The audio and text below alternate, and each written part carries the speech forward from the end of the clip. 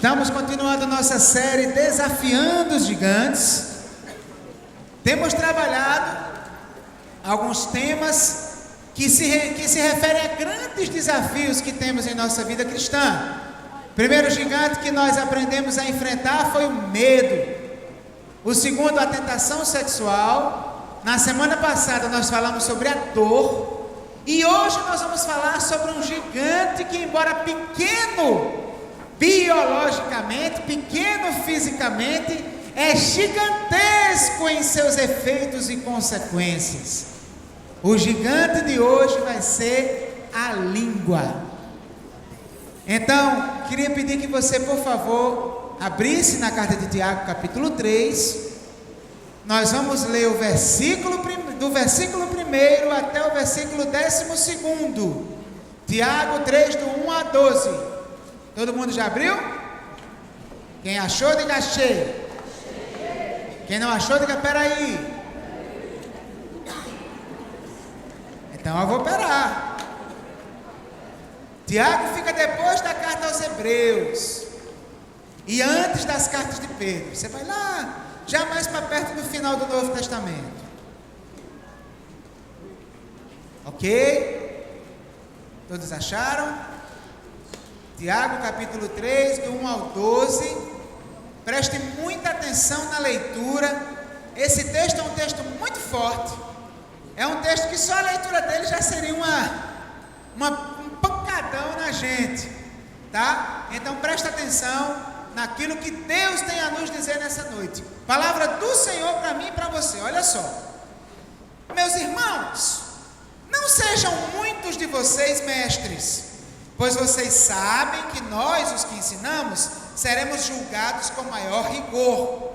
Todos tropeçamos de muitas maneiras. Se alguém não tropeça no falar, tal homem é perfeito, sendo também capaz de dominar todo o seu corpo. Quando colocamos freios na boca dos cavalos, para que eles nos obedeçam, podemos controlar o animal todo. Tome também como exemplo os navios.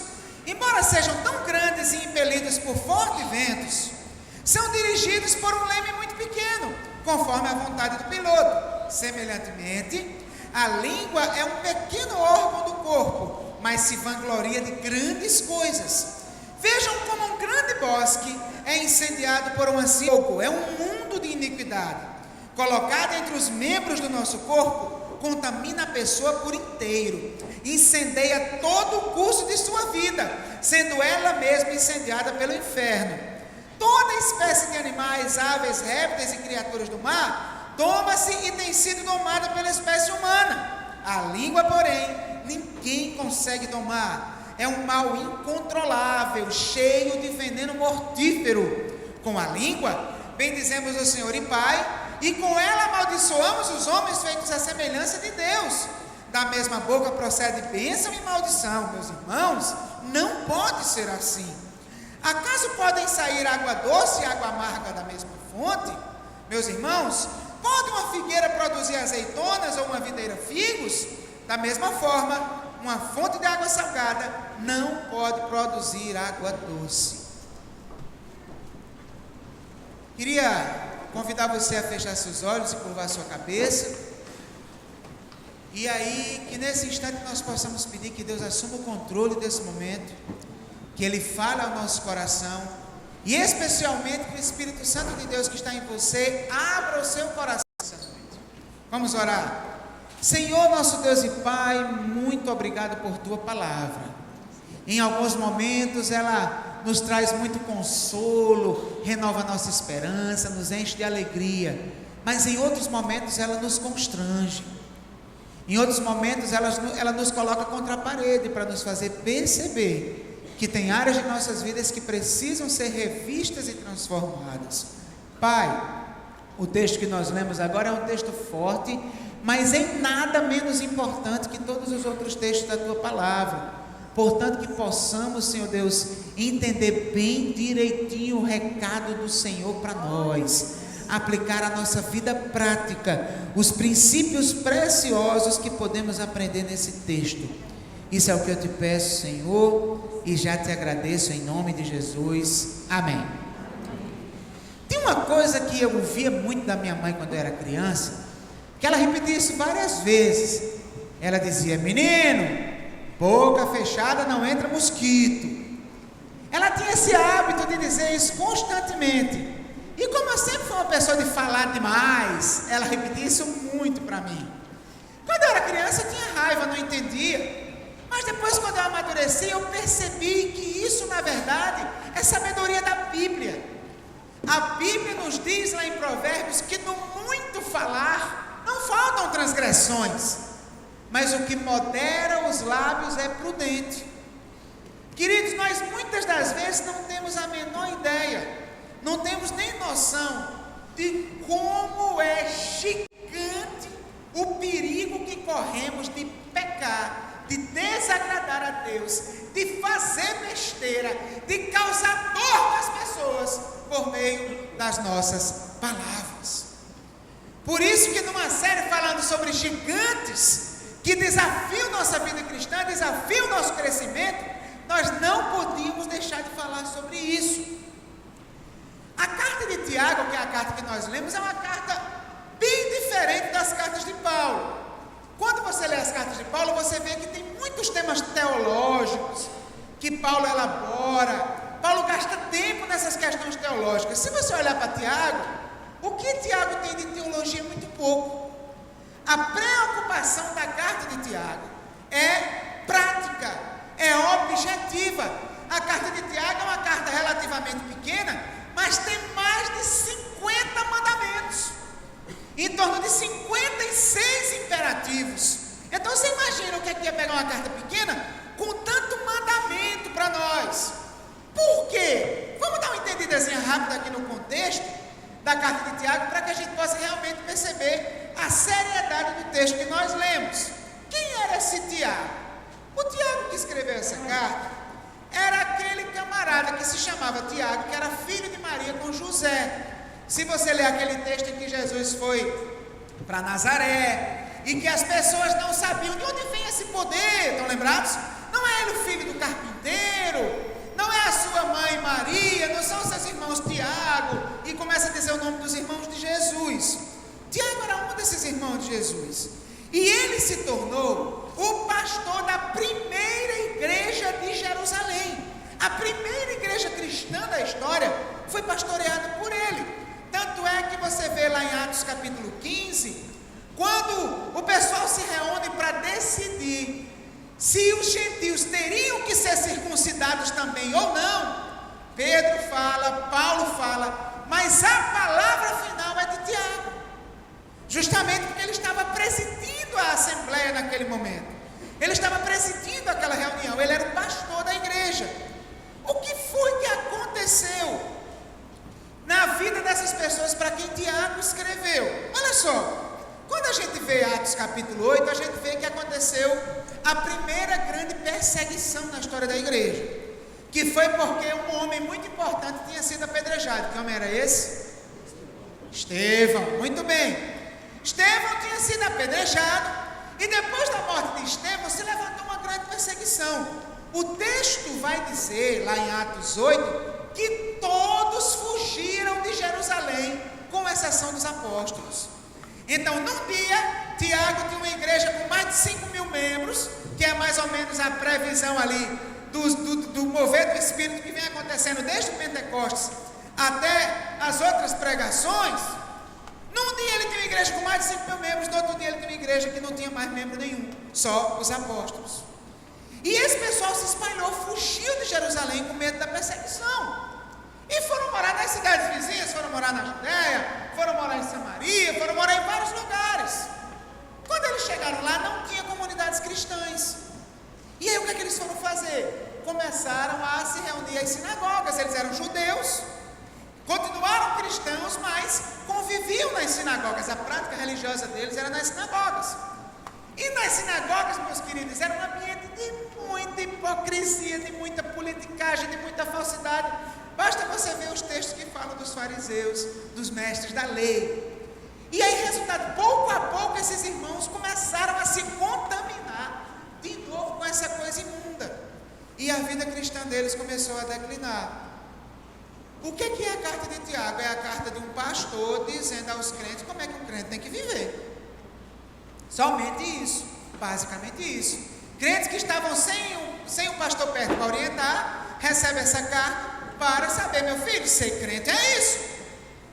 A ideia básica dele é que quem tem fé, mas não evidencia essa fé por meio de obras, ou seja, obedecendo a palavra de Deus, tem uma fé morta.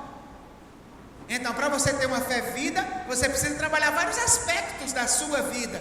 E aí a sua fé será viva, não será morta. E dentro desses aspectos, Tiago escreve um parágrafo desse tamanho para falar sobre a língua. Então, logo de cara a gente percebe que uma tendência nossa é pecar com a língua. E por isso que nós precisamos aprender com esse texto nessa noite. Você está interessado em aprender sobre isso? Quer ter uma vida mais consagrada ainda nessa área? Diga amém. Amém. Então preste atenção. Vamos ver hoje três verdades duras sobre a nossa língua, tá? O primeiro aspecto, a primeira verdade é que a língua é o gatilho do pecado. Repita comigo, por favor. A língua é o gatilho do pecado. Olha só, Tiago começa no versículo 1 fazendo a recomendação engraçada. Ele diz assim: meus irmãos, não sejam muitos de vocês mestres. Não é esquisito isso? Porque a tendência seria dizer: oh Deus, levanta mais mestres na igreja, né? Aí Tiago faz o contrário: não queira ser mestre. Entendendo que mestre aqui não era só um professor, mas era um líder da comunidade, porque como eu já expliquei, os cristãos se reuniam nas sinagogas, e nessa época ainda não tinha figura de pastor, diácono, presbítero, essas coisas, tá? Isso só vai acontecer no cristianismo mais à frente, em torno de uns 15, 20 anos mais para frente. Então, resultado, o mestre era o líder. Ele está dizendo: não queira ser líder, não queira ser líder. Como assim? Porque nós vamos receber esse perigo todo de ser líder? Por que esse juízo todo sobre o líder? Por um motivo simples: porque o líder na igreja lidera usando palavras, usando a boca, falando. E é aí que está o perigo sobre nós. Porque se eu vou falar mais, eu corro mais riscos de pecar, mais risco de fazer besteira. E aí, ele continua no versículo 2 dizendo assim: todos tropeçamos de muitas maneiras. Se alguém não tropeça no falar, tal homem é perfeito, sendo também capaz de dominar todo o seu corpo. O que Tiago está dizendo aqui? Tiago está fazendo a suposição: como seria um homem perfeito? Como seria alguém que jamais faria nada de errado? Seria alguém que controlasse seu corpo, né? Só que para controlar o seu corpo, Tiago entende que primeiro precisava controlar a língua. Então perceba, Tiago entendia que a tendência era primeiro a língua errar, para que depois o corpo erre junto. Está todo mundo acompanhando o raciocínio? Qual é a lógica aqui de Tiago? Aí ele continua com duas ilustrações para explicar melhor essa questão. A primeira das ilustrações, no verso 3, ele fala: quando colocamos freio na boca do cavalo para que ele desobedeça, também controlamos o animal todo. Então, do que Tiago está falando? Quem aqui monta? Quem aqui sabe montar? Pronto, umas 3, 4 pessoas, né? Então, mas quem aqui já viu um cavalo sendo amansado? Um cavalo bravo sendo amansado. Então, preste atenção. Por que Tiago escolhe o cavalo? Porque o cavalo tem um instinto interior e natural para a desobediência. Ele quer tomar o caminho que ele quer. Ele quer fazer o que ele quer. E a maneira de tomar instinto natural para a desobediência é botando freio na sua boca. Aí depois Tiago, no verso 4, vai falar de outro exemplo, que é do navio. Qual é a diferença básica que existe entre o cavalo e o navio? Quem quer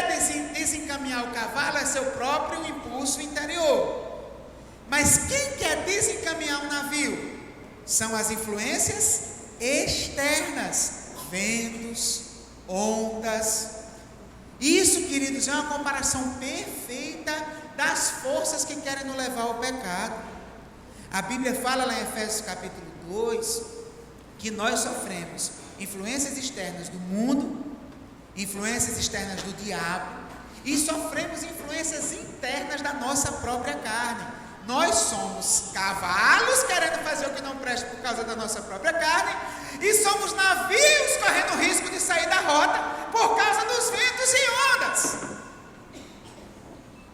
Aí Tiago está dizendo, do mesmo jeito que você protege o cavalo do seu impulso interior para a desobediência pela boca, e você segura o navio de sair da rota pelas influências externas pelo leme, nós seguramos o nosso corpo, impedimos o nosso corpo de pecar pela nossa língua.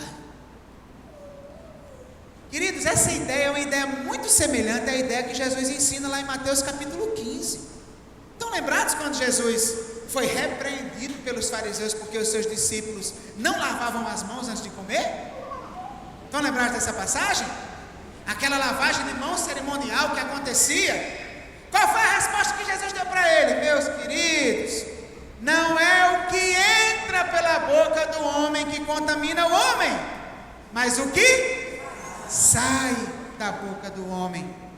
Isso sim é o que contamina o homem. Minha irmã, meu irmão, você quer evitar o pecado? Quem quer evitar o pecado? Você quer evitar o pecado? Segure a sua língua.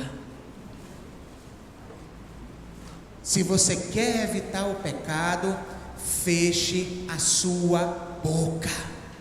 Cuidado com o que você vai falar, porque o pecado começa na língua.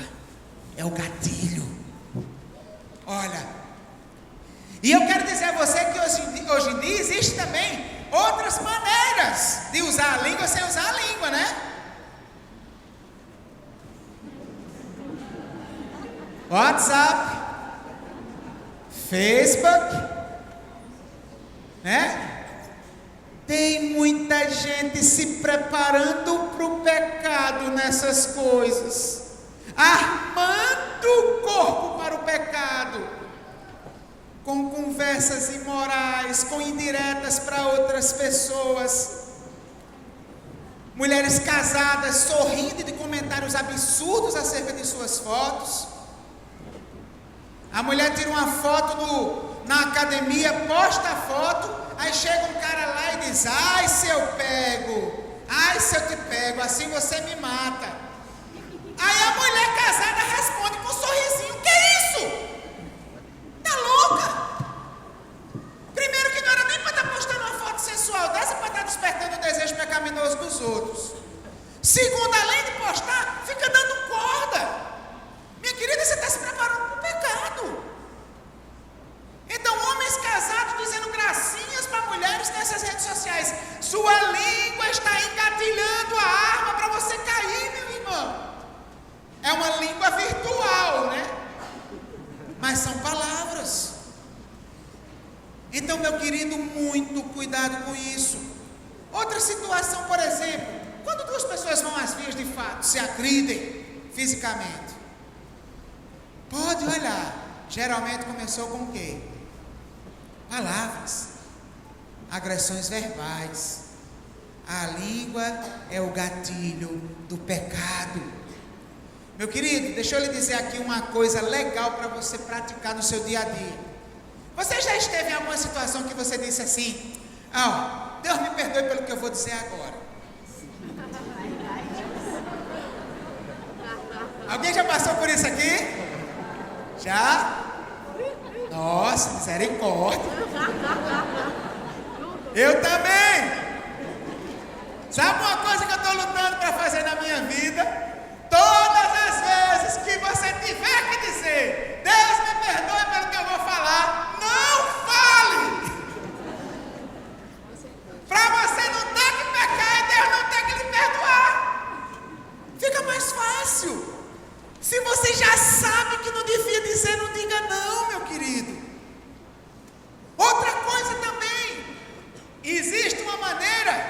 você pecar pelo uso da língua dos outros.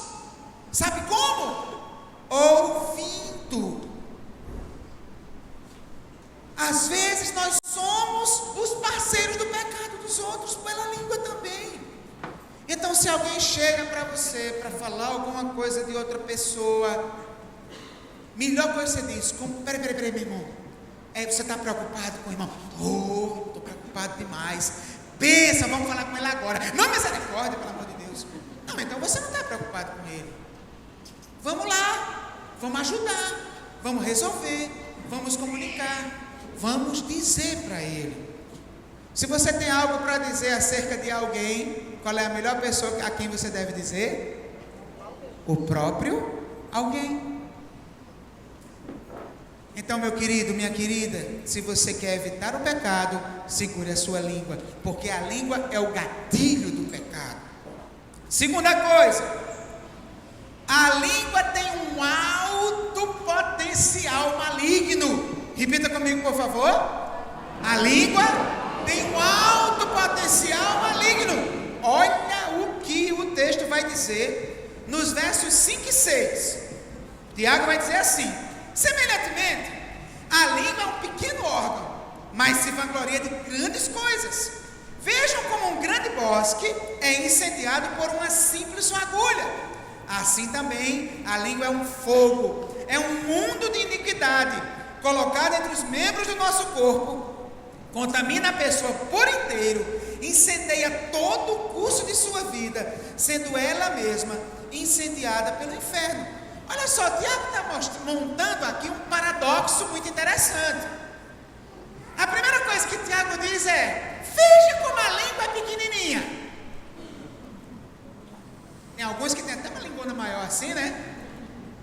Mas no geral a língua humana é pequena, é um órgão pequeno. Se você for comparar com o resto do corpo, é uma coisa muito pequena.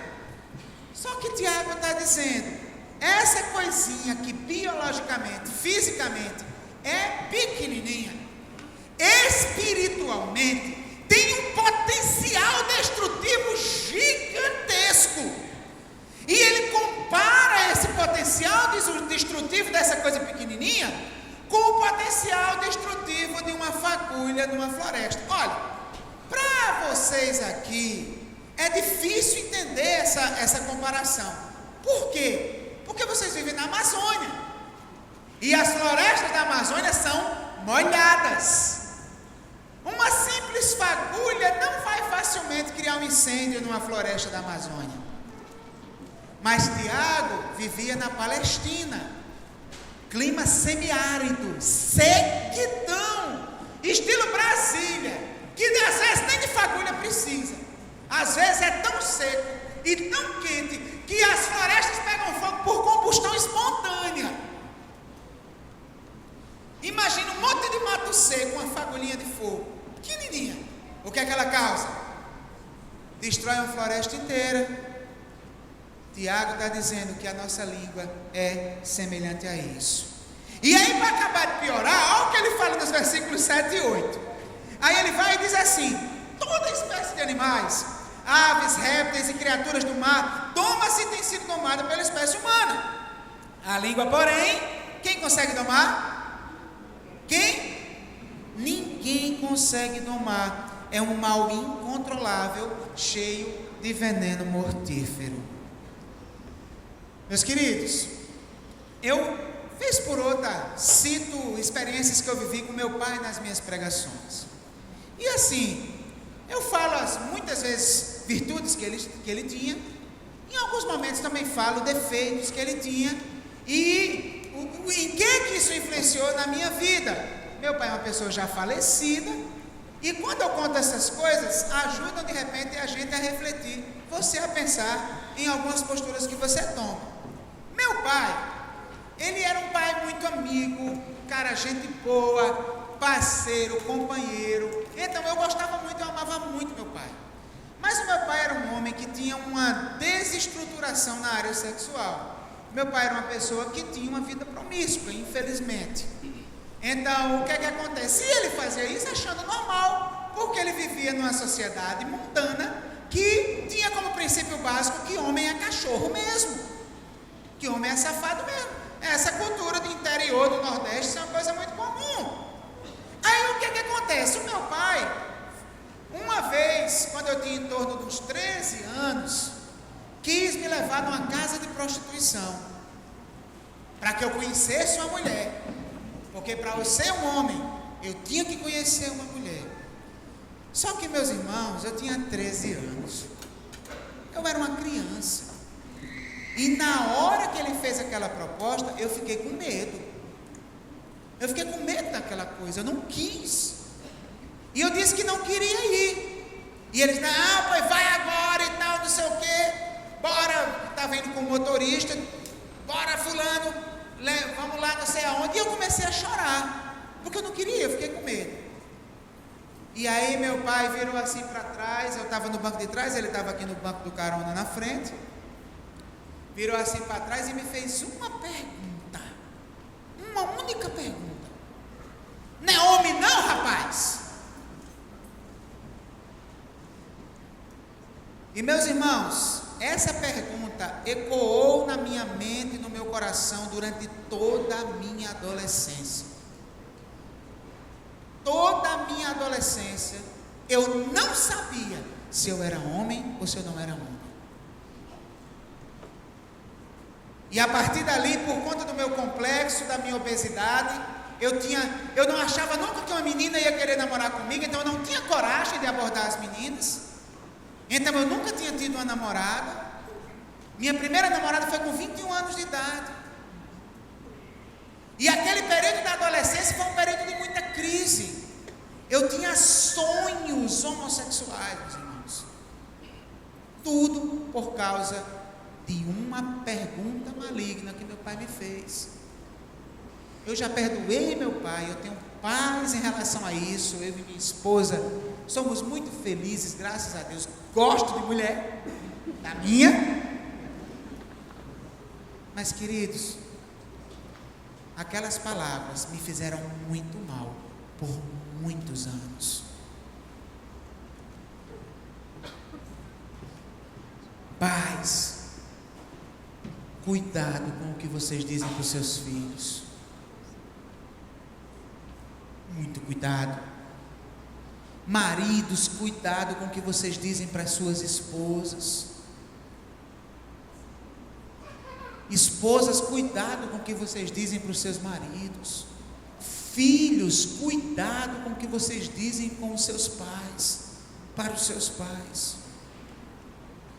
Provérbios 12, 18 diz: há palavras que ferem como espada, mas a língua dos sábios traz a cura.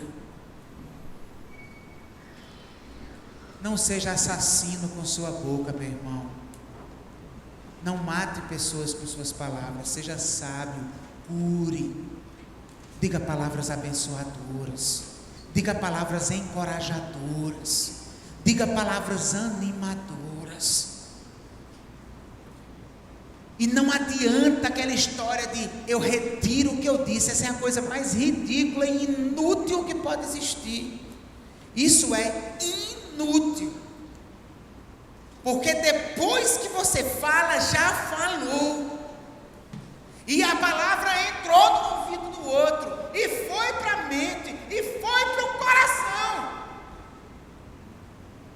E aí, para você desfazer os efeitos destrutivos das palavras que você disse, não é uma tarefa das mais fáceis. Portanto, presta atenção. Palavras do tipo: esse menino não presta para nada. Meu irmão, repreenda isso na sua vida em nome de Jesus. Palavras do tipo: você só me faz vergonha. Você só me dá dor de cabeça. Para de dizer isso para os teus filhos, cara. Tu está construindo insegurança no coração deles. Chame para conversar e diga: meu filho, você é uma bênção, eu amo você, mas você está vacilando. Vem até que eu vou lhe ajudar. Em que eu posso lhe ajudar? Vamos caminhar junto, vamos lutar junto. É isso que o filho espera de um pai. Então, meu querido, cuidado com as suas palavras. Não adianta dizer essa história: eu retiro o que eu disse. Palavras são como flechas. Depois que você solta o cordão do arco, não dá mais. Não, flecha, volte. Não dá mais. Já foi. E ela vai atingir o alvo onde você mirou. Não tem jeito. Portanto, a língua tem um alto potencial maligno. Não subestime o poder que a sua boca tem para destruir os outros. Consagre sua boca, ore a Deus e use-a para abençoar, para curar, para comunicar amor. Amém? Amém? E a terceira e última coisa que o texto nos ensina hoje: a língua pode invalidar a nossa adoração. Presta atenção. Vamos repetir o primeiro. A língua é o gatilho do pecado. Repita, por favor. A língua é o gatilho do pecado. Segundo, a língua tem um alto potencial maligno. A língua tem um alto potencial maligno. E por último, a língua pode invalidar a nossa adoração. A língua pode invalidar a nossa adoração. Olha só o que acontece aqui nos versos 9 e 10. Tiago vai nos dizer o seguinte: com a língua bendizemos o Senhor e Pai, e com ela amaldiçoamos os homens feitos à semelhança de Deus. Da mesma boca procedem bênção e maldição. Meus irmãos, não pode ser assim. Olha só, gente. Qual é o pano de fundo teológico dessa afirmação que Tiago faz, tá? Tiago parte do princípio veterotestamentário, lá do livro de Gênesis, de que quando Deus criou o homem, Deus criou o ser humano de um jeito diferente de como Ele criou todos os outros animais. O que foi que Deus colocou de especial no ser humano? A sua imagem.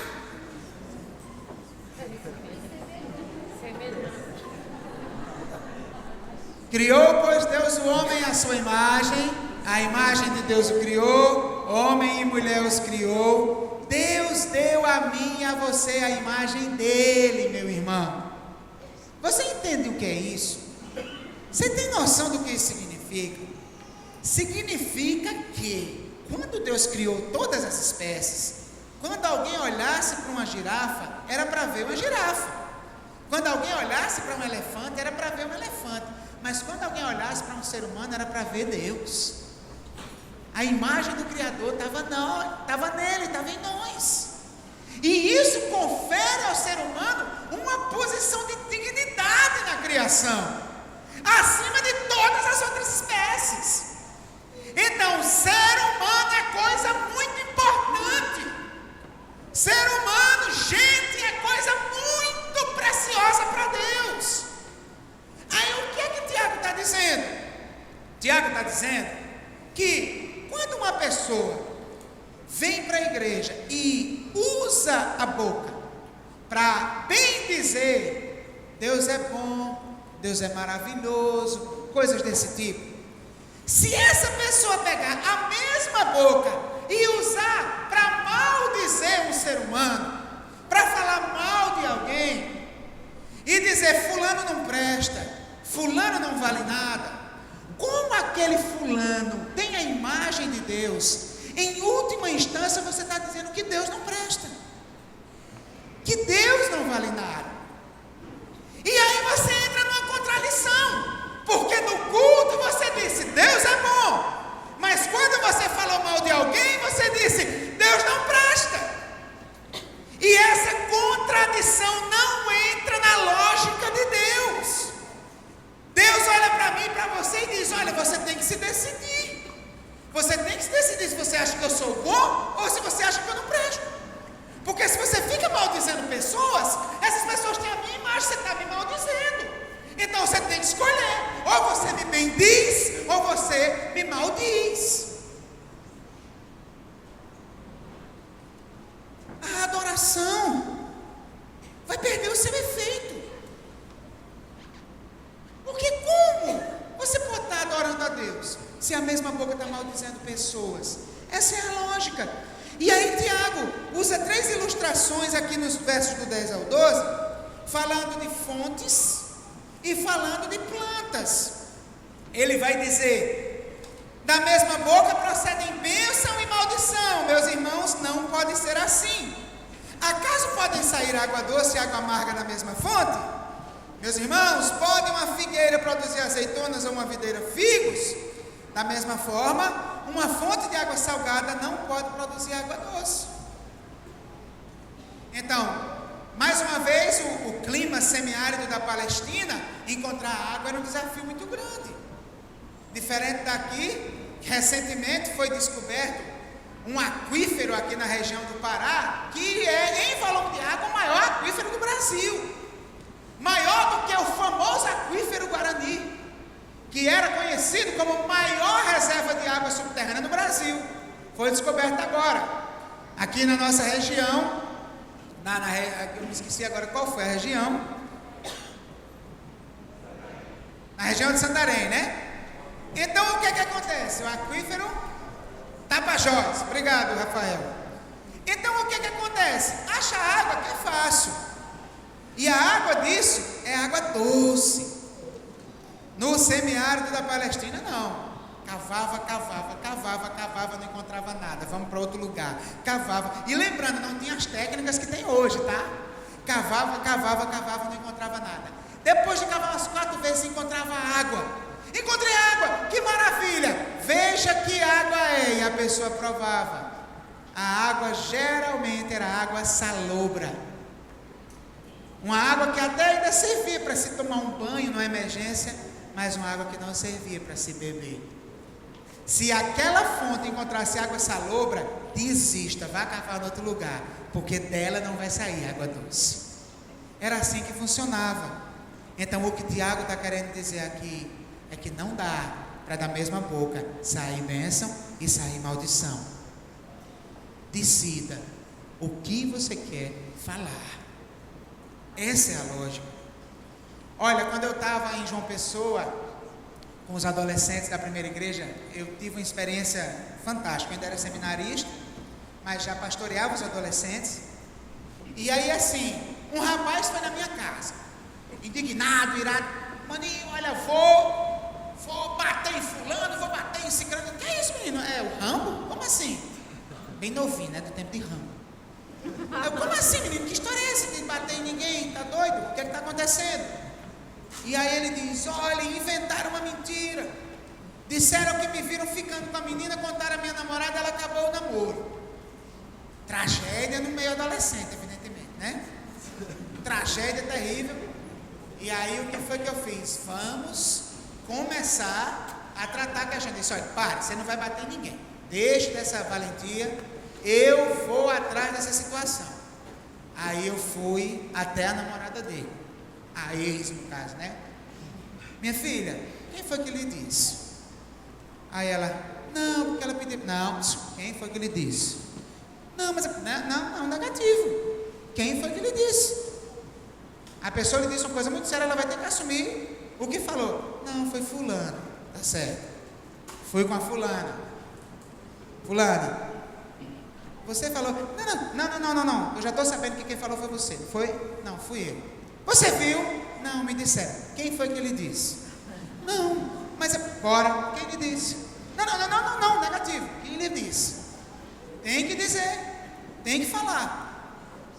Está entendendo? Porque às vezes a gente tem uma ética do inferno, que quem inventou essa ética foi Satanás. Está entendendo? É mesmo. A gente protege o nome do criminoso. Não, queridos, fala sério. Paulo não era assim. Lê as cartas de Paulo a Timóteo para você ver. Paulo fala lá em 1 Timóteo, ele diz assim: olha, não, em 2 Timóteo, procura vir ter comigo depressa, porque Demas, tendo amado o presente século, me abandonou. Alexandre, o latoeiro, faz questão até de especificar que Alexandre é esse. Alexandre, o latoeiro, me causou muitas dores. Sabe, não tem esse negócio, a gente fica protegendo o criminoso. Eu digo: não, senhor, bora, quem foi, minha filha? Quem foi? Foi fulano. Tá certo. Fui na fulana. Olha, você foi dizer... Não, bora, estou sabendo, foi você, não foi? Não, eu disse. Como você ficou sabendo disso? Me disseram. Quem lhe falou? Queridos, para resumir essa história, tinha um telefone sem fio de 12 adolescentes envolvidos.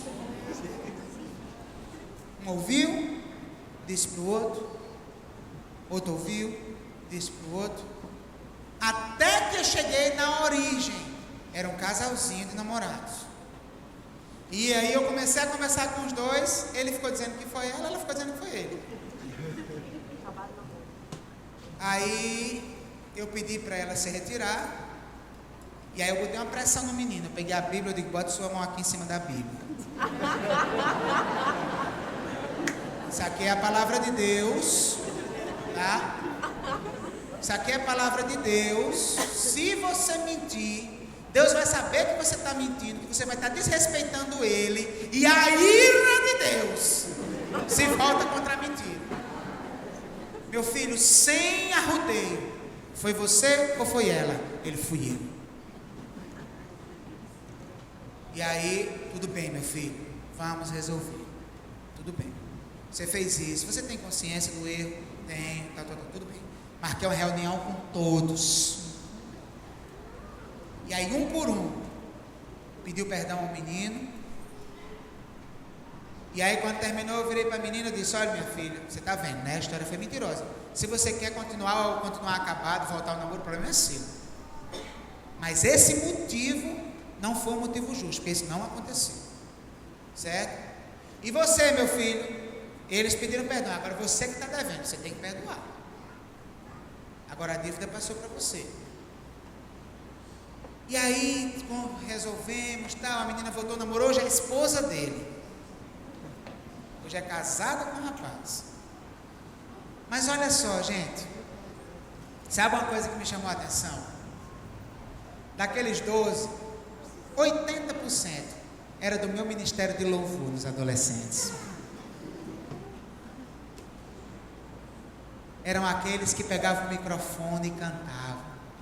Deus é bom, eu te amo, ó Deus, eu te adoro, eu queria ter uma vida para te agradar, coisas desse tipo.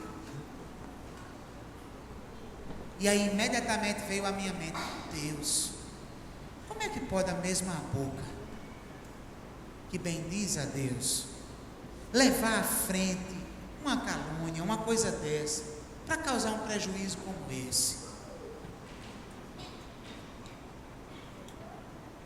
Meu irmão, Deus não vai receber a adoração de uma boca que vive falando dos outros. Deus não vai receber a adoração de uma boca que vive agredindo os outros com palavras. Deus não vai receber a adoração de uma boca que vive botando os outros para baixo, por meio das coisas que fala. Deus não vai receber a adoração de uma boca que vive proferindo arrogância e prepotência. Deus não vai receber a adoração de uma boca mentirosa. Deus não vai receber a adoração de uma boca pornográfica. Você precisa entender, meu querido, que se você insiste nisso, falando dos outros, usando sua língua para maltratar os outros, seu trabalho de vir para aqui está sendo inútil, porque Deus não está recebendo sua adoração. O desafio de Deus para nós nessa noite, para mim e para você: consagra a tua boca somente a mim. Quero queimar os teus lábios, como meu anjo queimou os lábios do profeta Isaías, diante do trono. Quando Isaías viu a santidade de Deus, ele disse: ai de mim, sou um homem de lábios impuros, habito no meio de um povo de impuros lábios. E aí Deus enviou um anjo que pegou uma brasa do altar, queimou e perdoou o pecado de Isaías. Deus quer consagração das suas palavras, consagração do seu falar. Olha, meu irmão, minha irmã, nós estamos falando sobre gigantes aqui nessa série.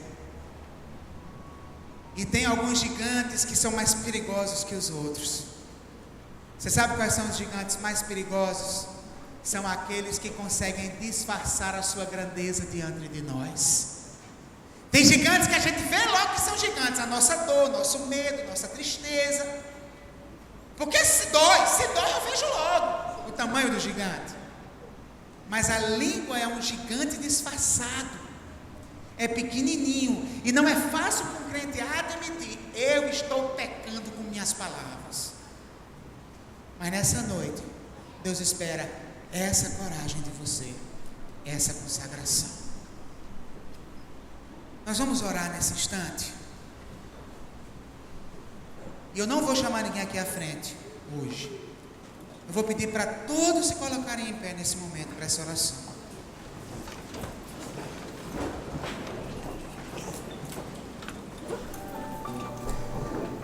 E eu queria pedir humildemente que você fechasse seus olhos agora. Que você se desconectasse de quem está do seu lado, de quem está atrás de você, de quem está na sua frente. E você fizesse uma pergunta corajosa a Deus.